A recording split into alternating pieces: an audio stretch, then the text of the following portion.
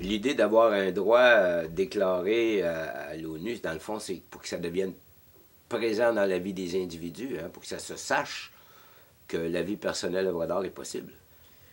C'est intéressant ce que tu dis. C'est-à-dire que l'intuition sous celle-là, c'est l'intuition de Duchamp. Déjà, Duchamp... Il le disait pour lui-même, hein? Il débordait pas de le dire pour les autres, mais il disait pour moi-même, peut-être c'est possible. Duchamp disait que la plus grande chose qu'il avait faite dans sa vie à la fin, avant de mourir, c'était qu'il avait su perdre son temps. Ouais. Alors, je donne un exemple concret. Un homme, par exemple, comme toi, mettons, qui est concierge, avec toute son intelligence, puis à un moment donné, il devrait avoir un processus où cet homme-là va avoir un papier à l'État, puis à l'État, moi, je veux retourner aux études, puis je veux que l'État me paye mes études, parce que mon talent est gaspillé. Puis et l'État dit oui, monsieur. Et je prévois un mécanisme, par exemple. Ouais.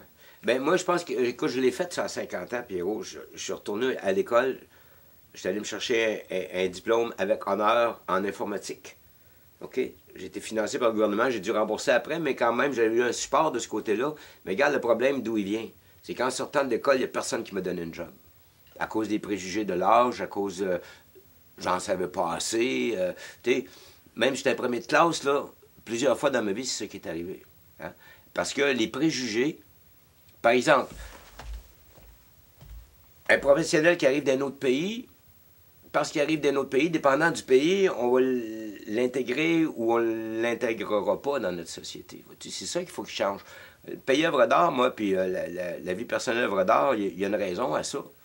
C'est l'idée de l'élévation de la démocratie, à un niveau où chaque individu a la possibilité réelle de pouvoir modifier sa vie dans la société. Tu comprends-tu? D'améliorer sa condition, puis qu'on cesse de gaspiller son talent.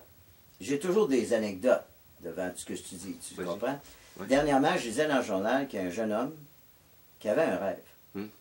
Il était en informatique, puis lui, il voulait avoir une job en Californie, dans un endroit particulier. Il a pris son bicycle, puis il a roulé jusqu'en Californie.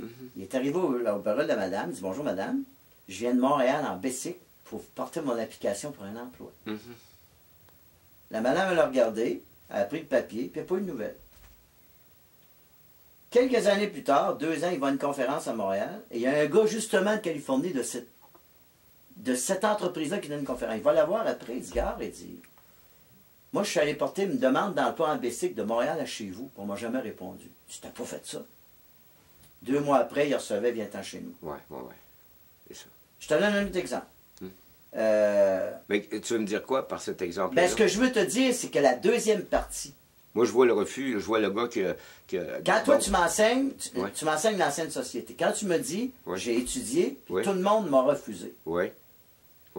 Tu as raison. C'est pas l'ancienne, c'est celle d'aujourd'hui. Oui, sauf que celle de demain est déjà annoncée. Voilà. OK. Dans l'esprit de certaines personnes, c'est ça, il y a du bon monde partout. Hubert Reeves, il avait 15 ans. Et lui, il voulait devenir astronome. C'était impossible à l'époque. Il était chez eux, dans le canton de l'Est. Il écrit une lettre aux États-Unis, à l'endroit d'une université. Bonjour, monsieur, j'ai 15 ans. Je veux devenir astronome, je veux travailler avec vous autres. Ils ont écrit, viens-t'en. Ah. Viens-t'en. Le petit gars, il arrive, là, l'été. Puis il dit, c'est quoi l'ouvrage? Gars, tu ne travailles pas, tu nous regardes. OK. Tu fais juste nous regarder. Hubert Reeves, il dit, c'est là que j'ai appris que les protestants, c'était pas du mauvais monde, comme on l'enseignait. C'est là que j'ai appris que l'anglais, c'était pas un méchant. C'est là que j'ai appris. Et là, le jeune, il est devenu un grand désastre. Et ce que j'essaie de te dire, c'est que dans la société du futur, dès que le droit à une vie personnelle œuvre d'art est là, ça implique aussi des conséquences qu'une société dont le monsieur arrive et dit, moi, ma vie personnelle œuvre d'art, j'ai fait ça pour ma vie personnelle œuvre d'art. Déjà, on doit avoir une oreille à cette personne-là pour dire, lui, il a un actif de plus que les autres. Il faut que ça se sache. Il faut que ça se sache. Et c'est là le point. Le point, il est là. C'est-à-dire que ce qu'on n'a pas enseigné, c'est qu'une fois que tu as ton diplôme, tu te dois de... c'est plus dans la société de demain, toute personne qui va arriver et dire, moi, j'ai une vie personnelle œuvre d'art, j'ai fait mon projet. Et le CV doit être en fonction. Voici ma vie personnelle œuvre d'art et voici ce que je désire parce que ma vie témoigne de moi. Exemple, si moi je marche le pays, puis qu'à un moment donné, il cherche le nouveau poète officiel du Canada.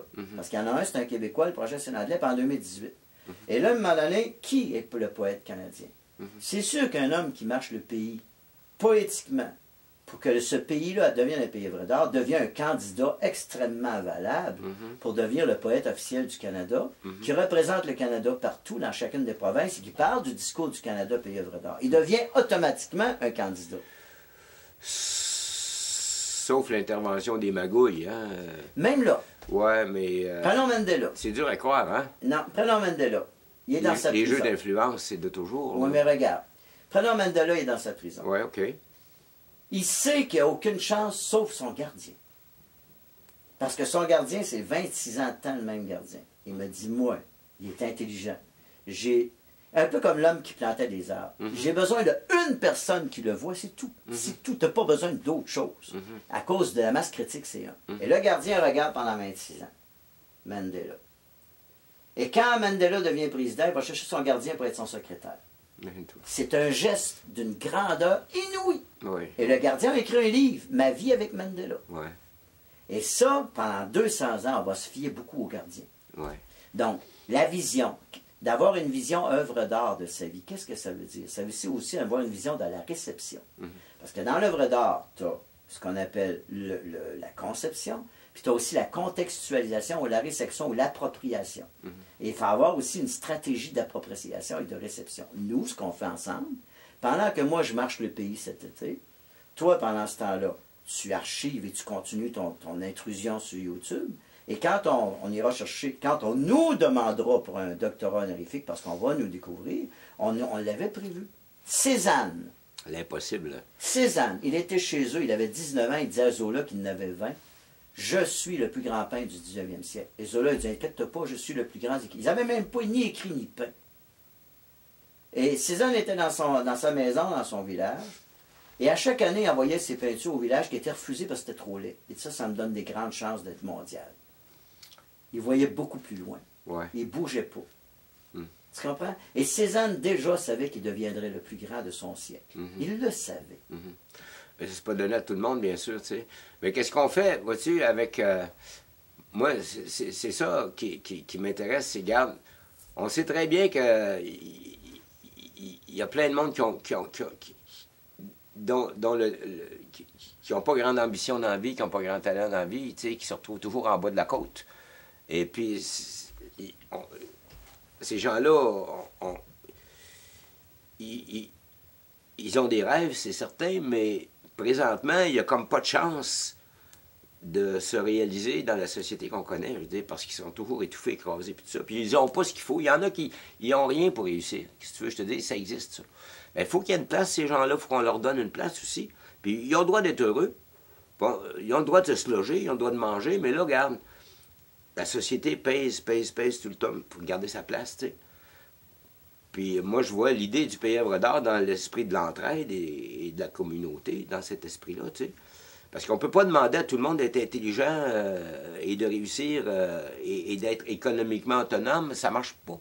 T'sais. OK. Dans un état de droit, défini, entre autres, tranché par la Cour suprême. Prendre soin du rêve des autres. Hein? Bien, c'est ça. Dans un état de droit, ça n'implique pas que tout le monde est intelligent et que tout le monde réussit. Ça implique que le plus petit ait les mêmes droits que le plus grand.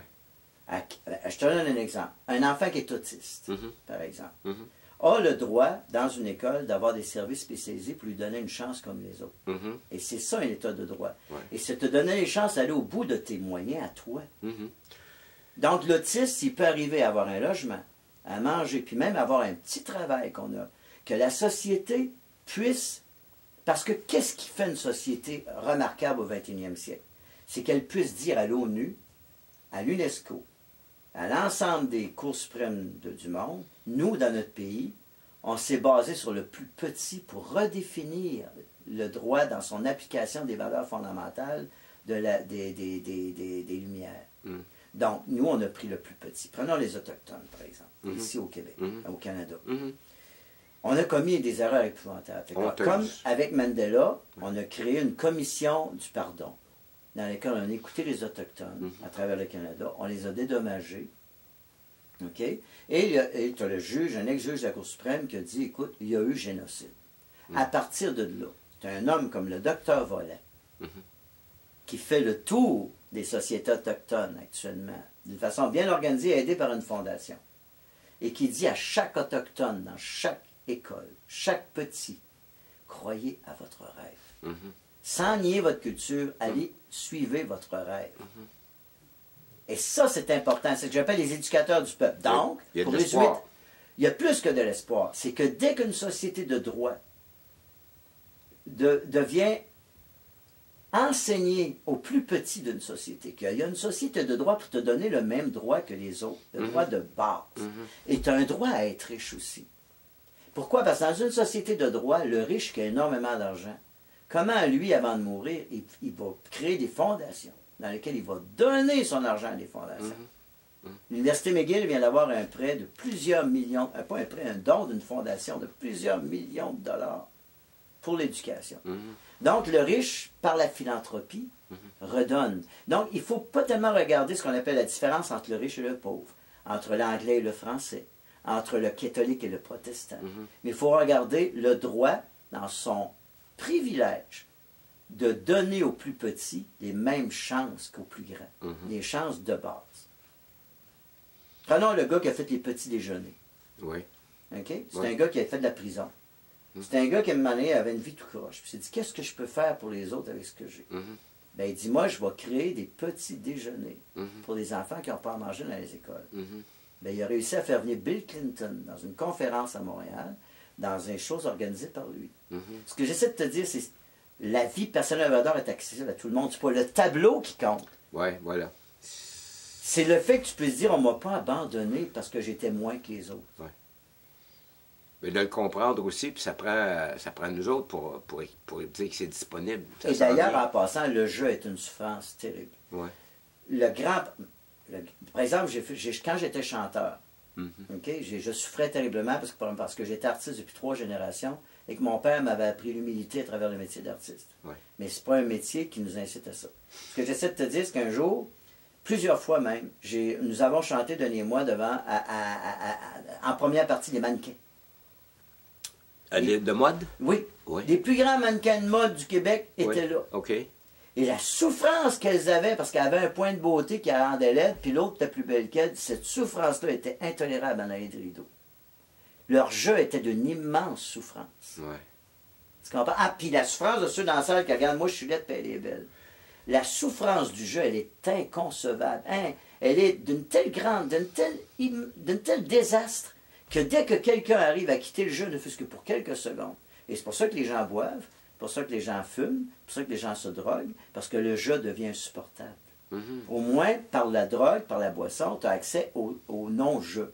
Tu as accès à un état où le jeu est absent, puis qui est un état de, ce qu'on appelle un état de béatitude, temporaire, qu'il faut que tu renouvelles. Ouais. Okay?